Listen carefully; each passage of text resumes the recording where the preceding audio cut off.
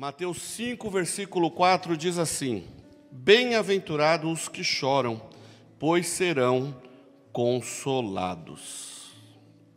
Você já chorou hoje? Quantos já choraram hoje? Motivos para chorar não nos faltam, não é mesmo? Ainda mais nos dias em que estamos vivendo. Em resumo, a gente se chora por qualquer coisa, ou por motivos alegres, ou motivos tristes, mas sempre choramos. A mãe, acabamos de falar da Riba, que teve bebezinho, eu penso na mãe. A mãe chora porque está grávida, o neném vai nascer, ela chora de alegria. O neném chora porque saiu do conforto lá da barriga, do útero, o líquido amniótico sai para entrar o oxigênio, então gera toda uma confusão ali, então o bebê chora por isso, e por aí vai, né? O filho desobediente, ao ser corrigido pelo pai com algumas palmadas, há ainda quem é contra isso, né? Mas aquele que é disciplinado, o filho arrependido também chora. Algumas atitudes nos fazem chorar, sejam elas atitudes boas ou atitudes ruins. Alegria por ouvir uma boa notícia, por ter feito algo bom, ou remorso, arrependimento por ter feito coisas ruins. E essa questão do arrependimento, eu me lembro de uma situação, uma jovem, há alguns anos atrás, eu lembro quando ela tinha a sua avó, ela ganhou um piano de cauda, coisa linda. E essa avó sempre pedia, para a neta: toca para mim um hino, toca que eu quero ver você cantar. E ela, talvez por vergonha, ou seja lá por quê, ela nunca tocou para a sua avó poder ouvi-la, ou vê-la, prestigiá-la, tocando. E quando a sua avó morreu, eu lembro que ela chorava amargamente, porque não tinha tocado para a avó. Mas por que eu não toquei para ela? Então, assim, questão do remorso, O remorso também faz-nos chorar. Ultimamente, a maior parte das notícias nos fazem chorar.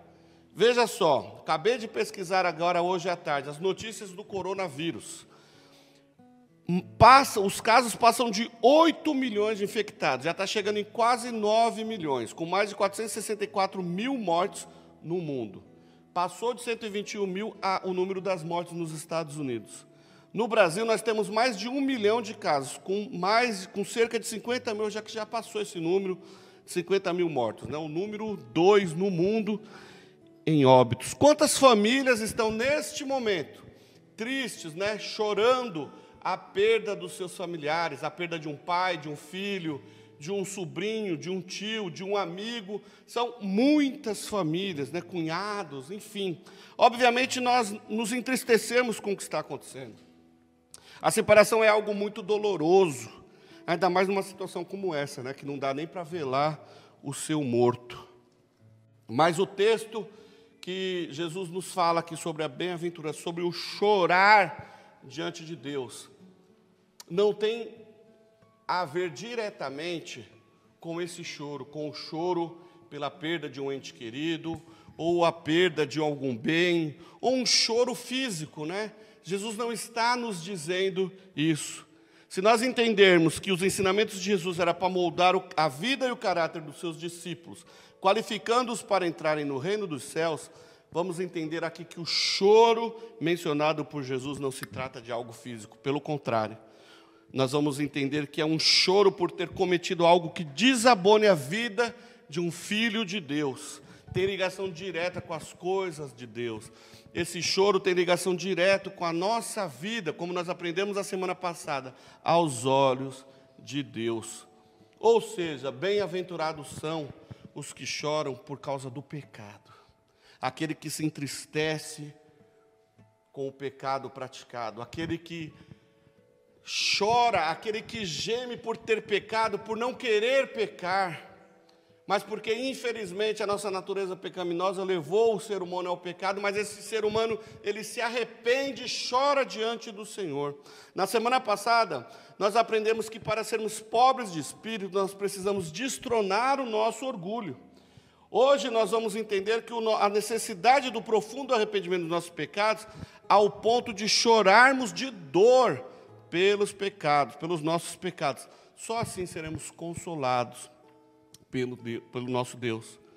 Imagine você sentir dor, gemer de dor, porque entristeceu a Deus. É esse o sentido que Jesus está falando de chorar, né, de chorar na presença do Senhor. Bem-aventurado é esse que se arrepende amargamente dos seus pecados e chora diante de Deus, pois eles serão consolados. Martin Lloyd Jones diz o seguinte: chorar é algo que vem logo depois da necessidade de ser pobre de espírito.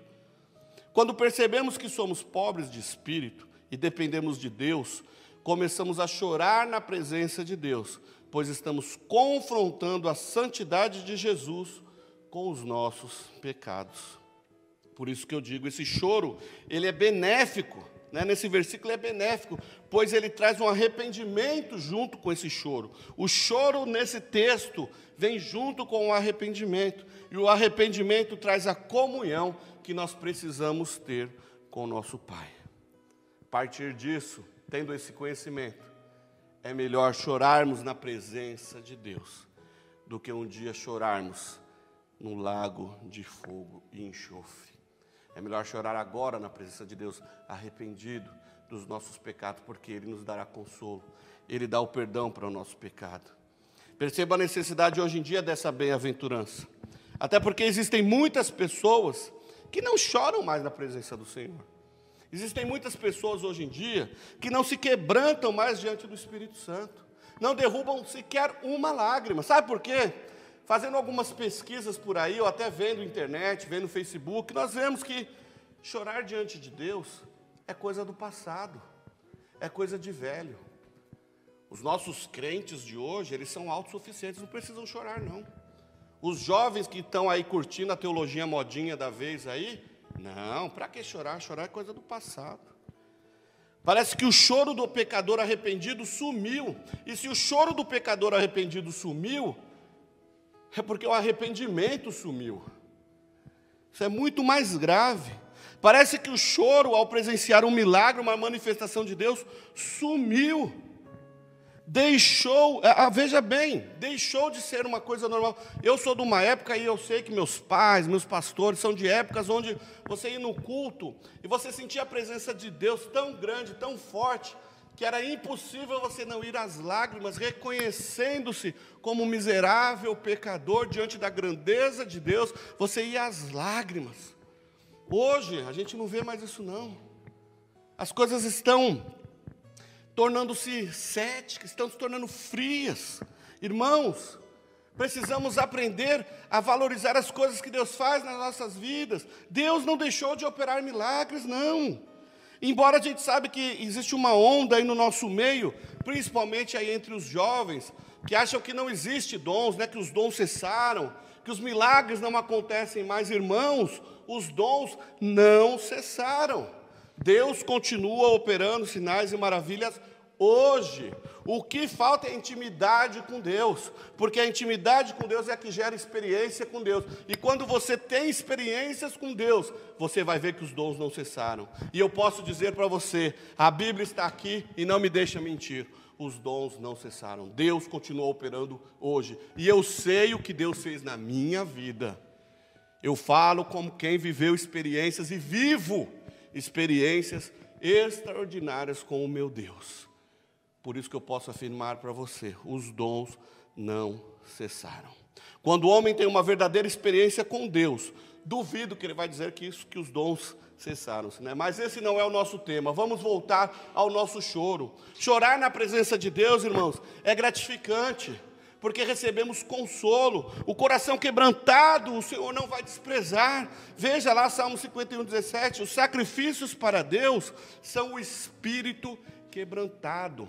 Não são boas ações, não são bons comportamentos, não são nada disso, não são queimar animais por aí, não são dízimos, não são ofertas. O sacrifício para Deus é o seu coração quebrantado. É isso que atrai a presença do Senhor sobre a sua vida. E o texto diz, né? A um coração quebrantado e contrito, Deus não desprezará. Aleluias. Encontramos na Bíblia dois tipos de tristeza. A tristeza segundo o mundo e a tristeza segundo Deus. Quero me basear aqui no texto lá de 2 Coríntios 7:10, quando Paulo está falando com a igreja de Corinto. Diz assim: pois a tristeza segundo a vontade de Deus produz o arrependimento que conduz à salvação. o qual não traz remorso, mas a tristeza do mundo traz a morte. Pois a tristeza, segundo a vontade de Deus, produz o arrependimento que conduz à salvação, o qual não traz remorso, mas a tristeza do mundo traz a morte. Vamos começar a examinar esse versículo de trás para frente. A tristeza segundo a vontade do mundo. A tristeza que aqui, segundo Paulo, produz remorso e leva à morte. A mudança ou o remorso do mundo não produz mudança verdadeira. Por que não produz mudança verdadeira? Porque o remorso, ele é a tristeza pelas consequências do pecado.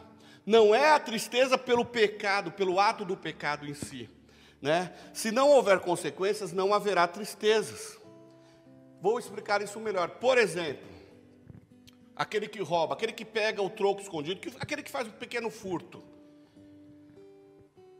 Enquanto ele não for pego, ele vai continuar fazendo cometendo o mesmo delito. Por quê? Porque ele não está preocupado com o pecado, com o ato em si. Agora, se ele for pego, talvez ele se arrependa. Ele fala, poxa vida, não deveria ter feito isso. Só que o verdadeiro arrependimento, a verdadeira tristeza segundo os olhos de Deus, é aquele que produz um verdadeiro arrependimento. Aquele que diz, lá no fundo da alma, pequei contra o Senhor, eu profanei o meu relacionamento com Deus. O foco da dor do remorso é todo horizontal. Olha aqui, é do mundo. É interessado no modo como o pecado afeta o nosso relacionamento com Deus. Portanto, assim que as consequências passam, o comportamento ruim surge. Aquelas pessoas que são presas, né? Um ladrão que foi preso, ele está lá, então a consequência do ato dele, a consequência do pecado dele é a prisão. Mas se não houve um arrependimento genuíno, o que acontece quando ele sai? Ele volta para o crime. É isso que que o Senhor está nos ensinando. É que nós precisamos entender e verdadeiramente nos arrepender. Porque como nós dissemos aqui, as bem-aventuranças, ela molda o caráter do cristão, ela molda o caráter do crente. O coração que não fica enojado com o pecado, é um coração que o pecado continua enraizado nele. O remorso tem tudo a ver com o nosso ego. Eu sou injustiçado, tadinho de mim, a minha vida está em frangalhos, o meu coração é só lágrimas. Irmãos, tire o ego de cena. Lembre-se o que nós aprendemos na semana passada, que precisamos destronar o nosso ego, sendo pobre em espírito, para podermos enxergar com clareza as coisas de Deus para as nossas vidas. Por exemplo, nós podemos verdadeiramente nos arrepender quando destronamos o nosso ego. Um outro ponto, a tristeza segundo Deus, segundo a vontade de Deus. No mesmo texto que lemos, 2 Coríntios 7:10. A tristeza segundo a vontade de Deus produz o arrependimento que conduz à salvação. É a tristeza do arrependimento que leva à salvação, provém da convicção pelo Espírito Santo. Nenhuma tristeza do tipo que Deus deseja pode ser produzida pelo homem por conta própria. É a ação direta do Espírito Santo na minha vida, na sua vida, que vai nos mostrar quão miseráveis pecadores somos, a necessidade do arrependimento, a necessidade do auxílio, da ajuda do Senhor, para a nossa mudança de vida, para a nossa mudança de caráter, para a nossa mudança de atitude. Irmãos, a tristeza segundo a vontade de Deus traz benefícios. Continuando em 2 Coríntios 7, o versículo 11 diz assim: pois veja o que essa tristeza segundo a vontade de Deus produziu em vós. Paulo falando aos irmãos lá na cidade de Corinto, que estavam questionando sobre um irmão lá que precisava ou não ser excluído do corpo de Cristo, né? Uma situação ali. Então, quando Paulo escreve uma carta mais dura, dizendo sobre a mudança que eles tinham que ter, a mudança que o Espírito Santo precisava produzir entre aqueles irmãos, olha o que acontece quando aquele povo entende a tristeza segundo Deus, eles vão dizer o seguinte, Paulo está dizendo, né? Vede a tristeza segundo a vontade de Deus, o que essa tristeza produziu em vós. Que dedicação, mas também que defesa própria, que indignação, que temor, que saudade, que preocupação, que punição. Em tudo provastes estar inocentes neste assunto. Quando arrependidos verdadeiramente, segundo Paulo nos ensina aqui nesse texto, somos levados à dedicação. Quando eu me arrependo dos meus pecados, eu firmo um compromisso com o Senhor. Eu me dedico a viver uma vida que agrade ao Senhor. Eu gero uma defesa no sentido de ansiedade de estarem isentos de culpa. Eu quero me arrepender porque eu não quero viver sobre a condenação, sobre a culpa do pecado. Gera uma indignação, um sentimento profundo de culpa pela injustiça que cometeram. Eu cometi um erro, isso não podia ter acontecido. O verdadeiro crente, o Filho de Deus, aquele que tem o Espírito Santo trabalhando, agindo na sua vida, quando peca, quando erra, quando pisa na bola, ele fica indignado, porque isso não podia ter acontecido. Temor, por conhecerem que Deus poderia castigar severamente o pecado deles. A saudade, um sentimento de alienação que se aliviaria ao voltarem à comunhão íntima com o apóstolo Paulo. Assim somos nós. Ao nos arrependermos dos nossos pecados, somos aliviados dessa alienação pecaminosa e nos reconciliamos com Deus. Olha como é bom saber que o Senhor está lá, pronto a me perdoar, porque Ele me ama. E quando eu me arrependo, eu choro diante do Senhor, Ele está ali pronto a me consolar.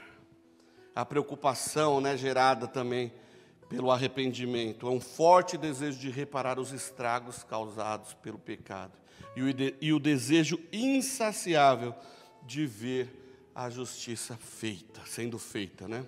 Paulo definiu essas palavras, pois entendia serem elas a definição de tristeza segundo a vontade de Deus e as suas consequências. Irmãos, como é bom nos arrependermos com dor, sentindo, Senhor, que mancada que eu dei. Porque o Senhor, Ele não pensa duas vezes para te perdoar. Quando você se arrepende diante do Senhor e é sincero, o Senhor te perdoa. E esse arrependimento vai te trazer, vai mudar a sua vida, vai te trazer uma coisa tão boa, que você vai ter nojo de cometer aquele delito novamente, de cometer aquele pecado novamente. O Filho de Deus, o bem-aventurado, segundo os olhos de Deus, não tem prazer no pecado.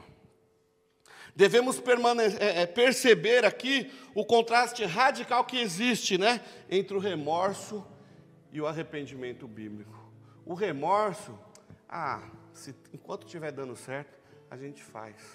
Agora o arrependimento não. Eu errei, eu não vou fazer mais. Ainda que o meu erro aqui tenha dado certo, o meu suborno aqui, a minha propina aqui, isso está errado. Diante do Senhor isso está errado. Davi, ele entendeu muito bem isso lá no Salmo 51, Compadece-te de mim, ó Deus.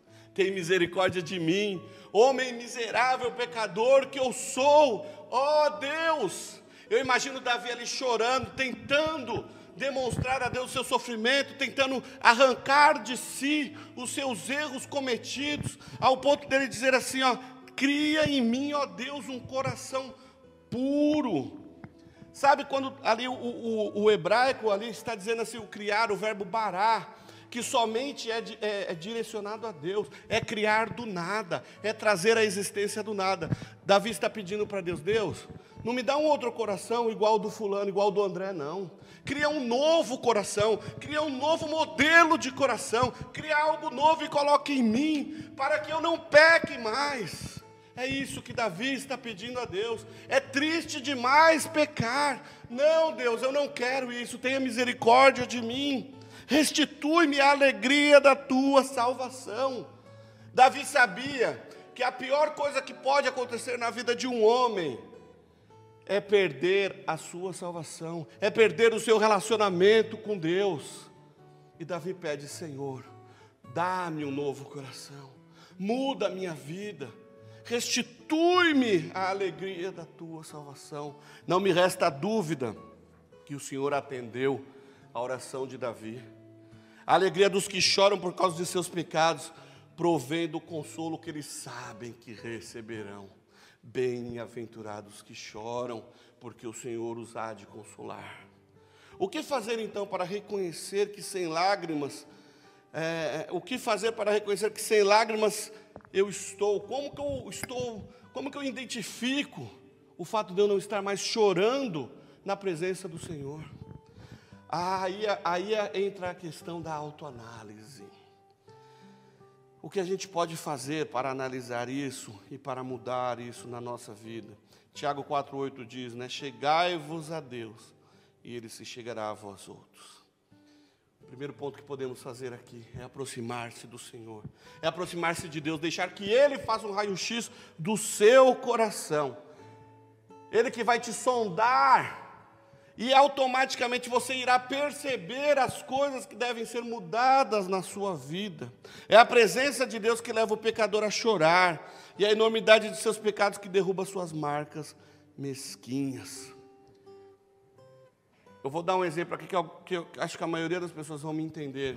Lembro-me aqui, nós estamos terminando a reforma do salão aqui de baixo, e o menino, o pintor, passou a massa corrida na parede, pintou de branco, e ele vinha com uma lâmpada muito forte, próximo da parede, e ia corrigindo os erros. Aí eu falava assim, poxa, mas por que você está com essa lâmpada tão forte perto da parede que já está branquinha?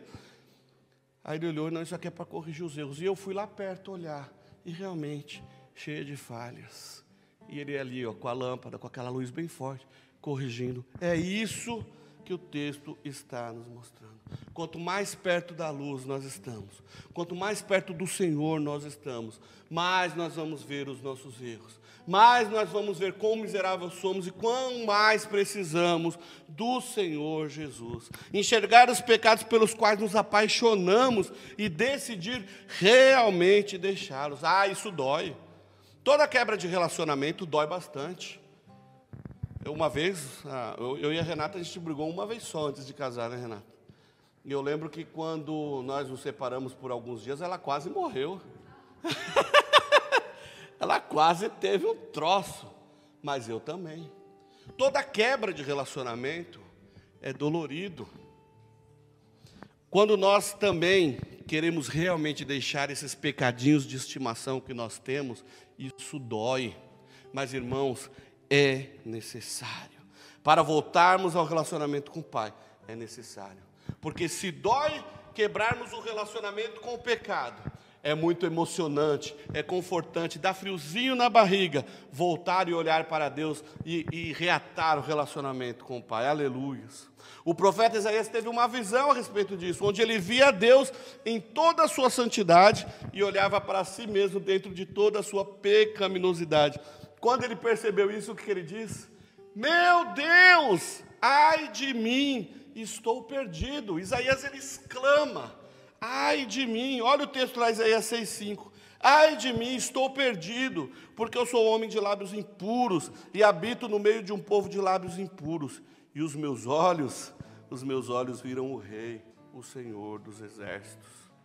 Irmãos, quanto mais nos aproximamos do Senhor, mais reconhecemos os nossos pecados, mais choramos diante dEle, pedindo perdão pelos nossos pecados, em arrependimento, com o coração contrito, com o coração quebrantado. Então, se você está distante do Senhor, se você tem prazer em viver no pecado, volte-se, corra para o Senhor e largue esse relacionamento. Rogue a Deus por um avivamento, mas um avivamento de verdade, sabe, aquele avivamento que vai causar impacto na sua vida, que vai transformar a sua vida, e a sua vida irá transformar a sua família, que por sua vez irá transformar a sua rua, transformará a sua comunidade. Olha isso, através da sua vida, o mundo pode ser chacoalhado por causa da presença de Deus na sua vida. Foi assim no passado, foi assim com o rei Josias, foi assim com o rei Asa, foi assim com Pedro lá em Atos 2, foi assim lá na Inglaterra, foi assim em vários lugares, na rua Azusa, em tantos lugares que nós vimos. O avivamento começou com o quebrantamento de coração,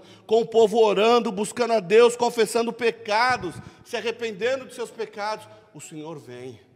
quando há confissão de pecados, quando há arrependimento, todo espaço é dado para que o Senhor venha agir na sua vida. O autoexame de um coração arrependido é o caminho certo para alguém sentir o pesar dos seus pecados. Tomás de Kempis, ele diz o seguinte: quanto mais cuidadosamente um santo examina a si mesmo, tanto mais fica triste. O motivo para a nossa justa aflição e remorso são nossas faltas e pecados. A esperança e a bem-aventurança do perdão nos animam a nos examinar de modo mais profundo, de um modo mais íntimo. Sabe por quê? Porque a consolação do Espírito Santo é a nossa garantia de um galardão. Examine-se, pois, o homem a si mesmo. Não é eu examinar o outro, não. É eu me autoexaminar e ver como eu preciso do Senhor. Bem-aventurados que choram, porque eles serão consolados. Olha, bem-aventurado, olha como é bom poder contemplar a glória do Senhor Jesus no espelho da palavra. Aquele que chora diante do Senhor, ele pode entender e olhar-se no espelho. Aquele que está limpo, puro, ele pode olhar-se no espelho como se estivesse vendo o próprio Senhor. Olha o que diz lá 2 Coríntios 3,18. Mas todos nós, com o rosto descoberto, refletindo como um espelho a glória do Senhor, somos transformados de glória em glória na mesma imagem que vem do Espírito Santo do Senhor. Aleluias! O galardão desta contemplação é a transformação de glória em glória. Na medida em que eu o adoro, mais cresce em mim, na sua luz, a imagem do Senhor Jesus. Quanto mais eu me aproximo do Senhor, Ele me enxerga. Sabe por quê? Porque é por causa do sangue de Jesus que o nosso Deus nos vê. Ele nos olha pelo sangue do Senhor. Quando nos entristecemos por conta dos nossos pecados, Ele está ali apto, pronto para nos consolar. Um outro ponto, irmãos: buscar sinceramente da parte do Senhor compaixão mais profunda diante dos sofrimentos provocados pelos pecados e atrocidades cometidas pelos homens. Hoje nós não choramos mais pela nossa cidade, nós não choramos mais pelo nosso Brasil. Nós entramos em discussões políticas, discussões partidárias, discussões religiosas, qualquer tipo de discussão, mas nós não paramos para orar pela nossa nação, orar pelo nosso município, orar pela nossa cidade, chorar pela nossa cidade. Lembre-se, Jesus, o nosso maior exemplo, ele contemplou Jerusalém quando estava para ser destruído, ele chorou. Jesus chorou ao contemplar a cidade de Jerusalém marcada para a destruição. Se Deus derramar o seu coração em nosso coração, o nosso comodismo chegará ao fim. Aquele que se arrepende dos seus pecados, ele começa a trabalhar, a agir, para que outros também se arrependam, para que outros também tenham as suas experiências com o Senhor. O homem arrependido dos seus pecados, ele fica tão feliz pelo seu relacionamento com Deus, que nada o impede. Onde ele está anunciando Jesus. Nada impede essa alegria. Onde ele está vendo Jesus. Aonde ele está mostrando Jesus. Aonde ele está vivendo Jesus. Ele está ensinando sobre Jesus, vivendo. Ele quer que todos vejam como são pecadores, arrependam-se e vão para os céus. Quantos têm chorado por sua cidade hoje? A vinda do Espírito Santo, daquele que soluciona os problemas mais graves, produz compaixão. A vinda do Espírito Santo sobre as nossas vidas produz compaixão e estimula a oração. Sendo o Espírito Santo a fonte de compaixão por aqueles que sofrem, pode-se esperar que haja lágrimas onde ele agir poderosamente. Se eu e você, a igreja, formos cheios do Espírito Santo, derramaremos bálsamos nas feridas da população. Essa semana nós tivemos aqui essa ação, muita gente passou por aqui, muita gente aflita, muita gente pedindo oração. E a igreja estava aqui, pela misericórdia de Deus, estava aqui a igreja do Senhor, para ser bálsamo na vida dessa população. Não foi nós que estávamos aqui, não, era o Espírito Santo do Senhor, não éramos nós aqui, era o Espírito do Senhor agindo aqui. Irmãos, uma hora nós vamos fazer um culto e a gente vai tentar descobrir as pessoas, mas quantos testemunhos nós vimos aqui, nós ouvimos aqui. Sabe por quê, irmãos? Porque o Espírito Santo de Deus está neste lugar. O Espírito Santo de Deus está sobre esta igreja. O Espírito Santo de Deus está sobre essas vidas que aqui estão. A Igreja Cristã da Trindade é uma igreja onde o Espírito Santo trabalha e atua. Na minha vida, na sua vida. É isso que Ele quer. Trabalhar no nosso meio. Feliz o homem que reconhece seus erros e ao menos tenta corrigi-los, pois o errar é da natureza de todo homem, mas reconhecer os seus próprios erros é uma virtude que só possuem aqueles que têm caráter. As bem-aventuranças fazem parte da modificação do caráter de qualquer pessoa que queira servir a Deus. Você só serve a Deus porque o Espírito Santo tem transformado a sua vida. Bem-aventurado o homem que reconhece os seus pecados, arrepende-se deles e não volta a praticá-los. Esta é a chave, esta é o cerne do arrependimento. É não ter mais prazer no pecado, é se arrepender e verdadeiramente não tornar a fazê-lo novamente. Isso indica que você está se permitindo ser moldado por Deus em seu caráter. Bem-aventurados são aqueles que choram, pois estes são aqueles que seguem o modelo deixado por Jesus. O seu consolo será grande e precioso. O próprio Cristo te consolará. Choram pelos seus próprios pecados e pelos pecados do próximo.